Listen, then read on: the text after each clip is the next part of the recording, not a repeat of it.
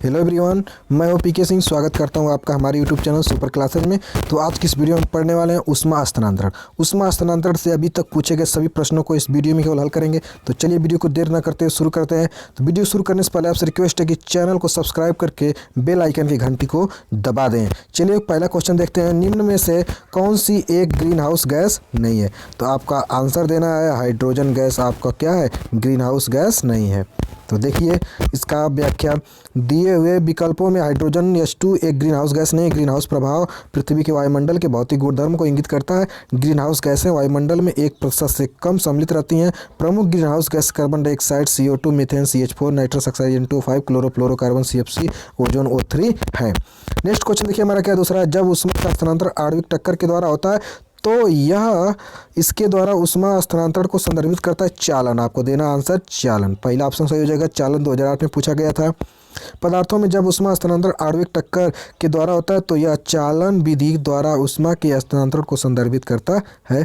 देखिए highlighted point, चालन को क्या होता है? आणविक टक्कर द्वारा, संवहन को अणुओं के वास्तविक गति द्वारा, और विकिरण में बिना पदार्थ माध्यम के द्वारा। चांदी की उष्मा चालकता सर्वाधिक होती है किसी पदार्थ के अंदर वह पृष्ठ जिसके प्रत्येक बिंदु पर तापमान का मान समान होता है समतापी पृष्ठ कहलाता है। देखिए नेक्स्ट क्वेश्चन क्या हमारा पूछा गया है। द्रव एवं गैसों में उष्मा का स्थानांतरण इसके अंतर्गत होता है। आपको देना है क्या? उस द्रव एवं गैसों में उष्मा का स्थानांतरण क्या होता है? संवहन विधि द्वारा होता है। आपको ऑप्शन देना है, ऑप्शन नंबर बी सही हो जाएगा, संवहन। द्रव एवं गैसों में उष्मा का स्थानांतरण मुख्यतः संवहन विधि द्वारा होता है, लेकिन पारा ऐसा द्रव है जिसमें उष्मा का स्थानांतरण चालन विधि से होता है। इस बात को देना ध्यान दीजिएगा। पारा एक क्या है? अपवाद इसमें आ गया है। देखिए हाईलाइटेड पॉइंट, बरसात में जिस रात आकाश में बादल होते हैं वह रात साफ हो आकाश वाली रात की अपेक्षा अधिक गर्म होती है, क्योंकि बादलों वाली रात में पृथ्वी से विकृत उष्मा बादलों द्वारा परावर्तित होकर पृथ्वी पर वापस आ जाती है एवं तापमान नहीं गिरता है। किसी क्षण की धातु का उष्मा चालकता गुणांक क्षण के पदार्थ पर निर्भर करता है। किसी विकिरण जो है उष्मा संचरण से तीव्र विधि है। विकिरण जो है उष्मा संचरण की सबसे तीव्र विधि है। चलिए नेक्स्ट क्वेश्चन की बात करें। चौथा 2007 में पूछा गया है। उष्मा एक पिंड से दूसरे पिंड में प्रवाहित होती है जब उनमें होता है। अगर आपको आंसर पता है तो पहले कमेंट बॉक्स में हमें ज़रूर बताएं। ऑप्शन नंबर ए भिन्न भिन्न तापमान क्या हो जाएगा? जब उष्मा एक पिंड से दूसरे पिंड में प्रवाहित होती है तो उनमें होता तापमान अलग अलग होता है। उष्मा एक पिंड से दूसरे पिंड में तभी स्थानांतरित होती है जब वे दोनों पिंड अलग अलग तापमान पर स्थित होती हैं। अगर तापमान दोनों का समान है तो उष्मा का स्थानांतरण नहीं होगा। हाईलाइटेड पॉइंट देख लीजिए। धातुओं में उष्मा एवं विद्युत का चालन मुक्त इलेक्ट्रॉनों द्वारा होता है। स्टीफन का नियम विकिरण द्वारा उष्मा स्थानांतरण के लिए लागू होता है। स्टीफन का नियम किसी वस्तु के ठंडे होने की दर नहीं बताता है, क्योंकि ठंडे होने की दर वस्तु के आसपास तापमान पर निर्भर करती है। अगला क्वेश्चन देखिए क्या पांचवा। एक कृष्ण पिंड में सभी विकिरणें होती हैं। एक कृष्ण पिंड में सभी विकिरणें होती हैं अवशोषित। आपको क्या देना? अब्सॉर्ब्ड।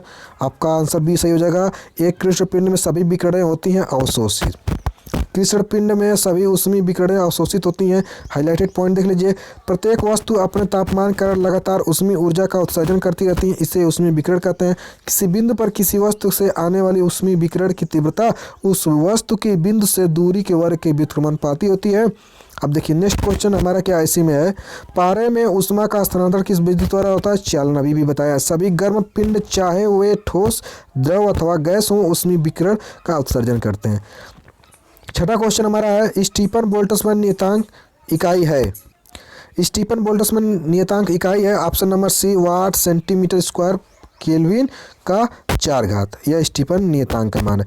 किसी पृष्ठ से प्रति सेकंड निकलने वाले उसमें विकिरण ऊर्जा पृष्ठ के परम ताप के चतुर्थ के अनुपाती होती है, यानी ई समानुपाती T⁴। ई बराबर इस अनुपाती का चिन्ह हटाएंगे तो सिग्मा का मान स्टीफन नियतांक इस प्रकार से वाट प्रति सेमी क्यूब केल्विन पर 4 घात होता है। हाईलाइट पॉइंट देख लीजिए। एक काले पृष्ठ से उष्मीय विकिरण से उत्सर्जन की दर सबसे अधिक और चमकीले पृष्ठ द्वारा सबसे कम होती है। पृष्ठ का क्षेत्रफल जितना अधिक होता है उष्मीय विकिरण के उत्सर्जन की दर उतनी ही अधिक होती है। उष्मीय विकिरण विद्युत चुंबकीय तरंग के रूप में चलती, इस बात को ध्यान दीजिएगा। 7वां क्वेश्चन हमारा 2010 में पूछा गया। विकिरण गुणों के आधार पर एक पिंड श्वेत पिंड होगा जब दिया है क्या? ऑप्शन नंबर सही हो जाएगा सी जब उसका घनत्व 1 और उसका जो है टाउ बराबर 0, अल्फा बराबर 1 हो जाए 0 हो जाएगा, और तो यह विकिरण गुणों के आधार पर पिंड जो है श्वेत पिंड हो जाएगा। 2010 में पूछा गया था, जहाँ पर रो क्या है, परावर्तकता होती है। सॉरी, रो को हमने घनत्व कह दिया। क्या रो बराबर क्या होता है, परावर्तकता होती है, टाउ पारगम्यता होती है, और अल्फा क्या होती है, अवशोषकता होती है।